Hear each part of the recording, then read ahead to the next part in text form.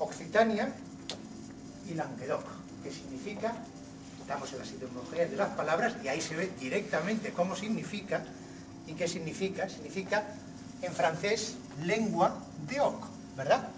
Langue, lengua de oc. Es decir, que fíjense cómo las palabras tienen siempre una información muy linda que nos ayuda a comprender el porqué de las cosas. Bien, entonces, resulta que se dictó esta cruzada que fue muy violenta. Sinceramente, les tenemos que confesar que no conocemos de forma documental algo tan violento, tan tremendo, como fue la cruzada contra los cátaros. Estamos hablando de épocas pasadas. Lógicamente, en forma reciente, pues tenemos unas guerras que hemos vivido y que todavía estamos padeciendo las consecuencias, ¿no? Sin embargo, esa violencia que se presentó en la cruzada contra los cátaros fue algo realmente desproporcionado, si me permite la expresión. ¿Por qué? Hay algunos ejemplos que podemos comentar de forma breve. El jefe de los cruzados, que estaba al mando, a las órdenes del rey de Francia, era Simón de Montfort, y Simón de Montfort, cuando entraba a las ciudades, prácticamente las arrasaba.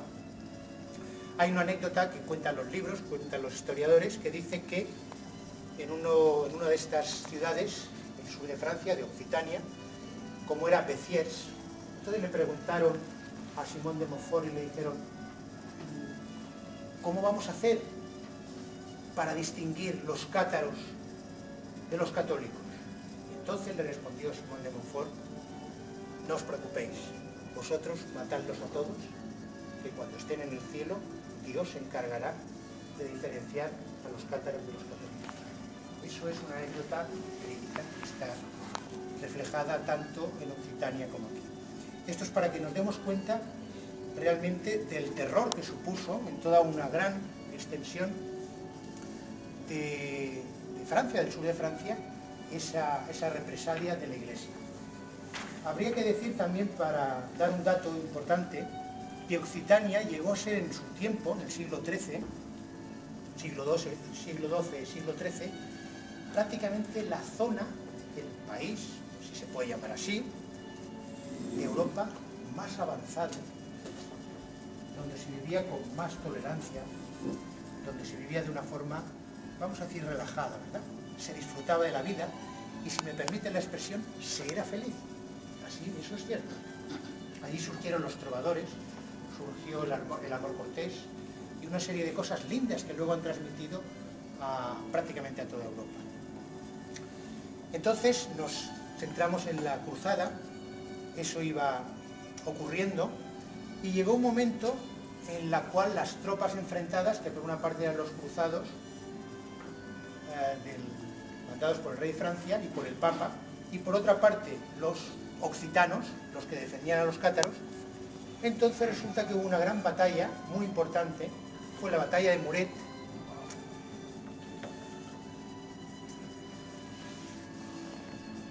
en 1213. ¿Por qué fue importante? Porque en esa batalla luchó, defendiendo a los cátaros, el rey de Aragón, Pedro II el Católico. Pedro II el Católico fue personalmente a la batalla, luchó, y ocurrió que murió en la batalla. Cuando murió en la batalla Pedro II el Católico, prácticamente la derrota estaba, bueno, ya echada en suerte, ¿no?, para los cátaros. Sin embargo, tuvo las consecuencias, además, de que era el rey de Aragón y perdió toda posibilidad de influir en la política occitana o del Languedoc, es decir, al otro lado de los Pirineos. Bueno, entonces esa cruzada lo que representó fue un dolor terrible. A los herejes, a los cátaros, los quemaban en hogueras. Eso es lo que hacía la Inquisición. Los buscaban. A las personas se les obligaba a ser delatoras. Es decir, en las ciudades, en los pueblos, se les obligaba a que denunciaran si ellos tenían algún vecino que era cátaro, que hacía algunas prácticas de ese tipo de religión. Entonces eso, imagínense ustedes lo que es